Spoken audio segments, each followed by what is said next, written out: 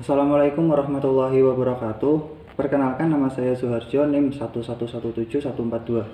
Di sini saya akan menjelaskan tentang pengertian horor dan maisir untuk tugas mata kuliah fikih muamalah.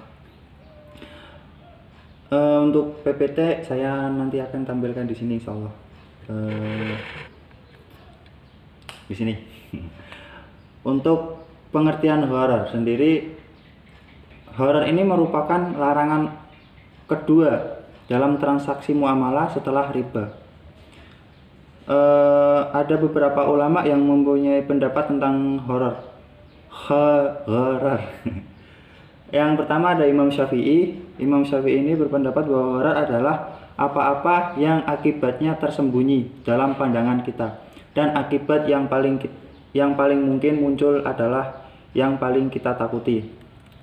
Terus ada Ibnu Qayyim, horor adalah yang tidak bisa diukur penerimaannya, baik barang itu ada maupun tidak ada, seperti menjual hamba yang melarikan diri dan unta yang liar.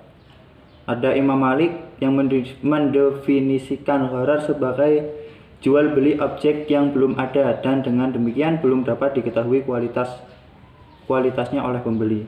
Ada contoh jual beli budak yang melarikan diri, jual beli binatang yang lepas dari tangan pemiliknya, atau jual beli anak binatang yang masih dalam kandungan.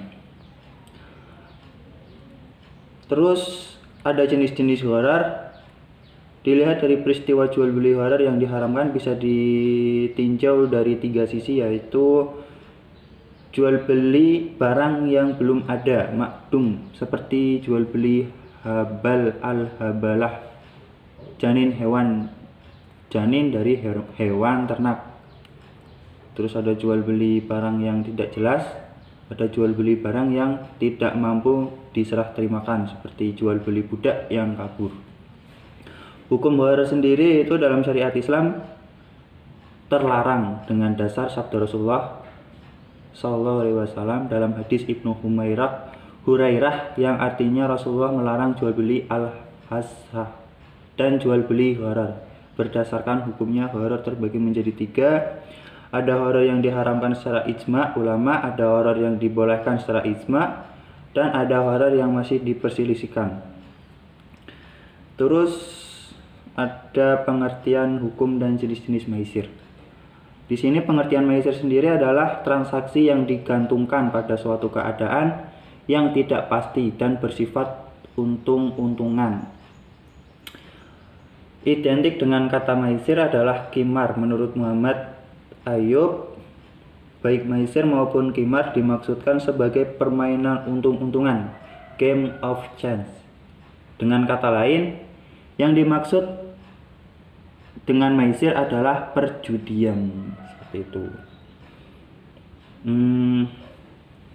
Agar bisa dikategorikan judi harus ada 3 unsur yang dipenuhi. Yang pertama ada taruhan harta materi yang berasal dari kedua pihak. Yang kedua ada suatu permainan yang digunakan untuk menentukan pemenang. Dan yang ketiga ada pihak yang menang mengambil harta. Contohnya maisir ketika jumlah orang-orang masing-masing kupon togel dengan harga tertentu dengan menembak 4 angka, lalu diadakan undian dengan cara tertentu untuk menentukan 4 angka yang akan keluar. Maka ini adalah undian yang haram. Hukum maisir sendiri niat tidak menghalalkan cara berjudi untuk membantu orang yang memerlukan. Hukumnya terlarang dalam syariat Islam. Dalam dasar Al-Quran, As-Sunnah, dan Ijma. Dalam Al-Quran terdapat firman Allah yang artinya, wahai orang-orang yang beriman, sesungguhnya meminum khamar, berjudi, berhala, mengundi nasib dengan panah adalah termasuk perbuatan setan. Di situ ada berjudi juga ya.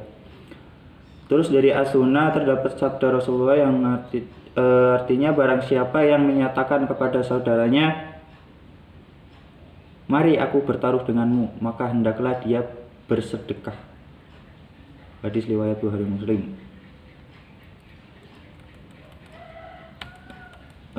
Dari kesimpulan materi yang saya bahas tadi, horor ini adalah apa-apa akibatnya yang tersembunyi dalam pandangan kita, dan akibat yang paling mungkin muncul adalah yang paling kita takuti, tidak kehendaki, yang tidak dikehendaki. Dalam syariat Islam, jual beli horor ini terlarang dengan dasar sabda Rasulullah yang tadi sudah saya bacakan.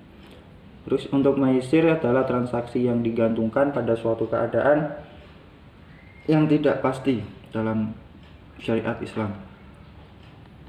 Jadi horor dan maisir ini perbuatan yang terlarang di agama Islam. Jadi ada riba, horor, dan maisir, itu adalah transaksi ekonomi yang dilarang di agama Islam. Mungkin seperti itu saja penjelasan dari saya. Mungkin ada teman-teman yang masih belum paham, bisa ditanyakan di komen. Seperti itu saja. Terima kasih. Wassalamualaikum warahmatullahi wabarakatuh.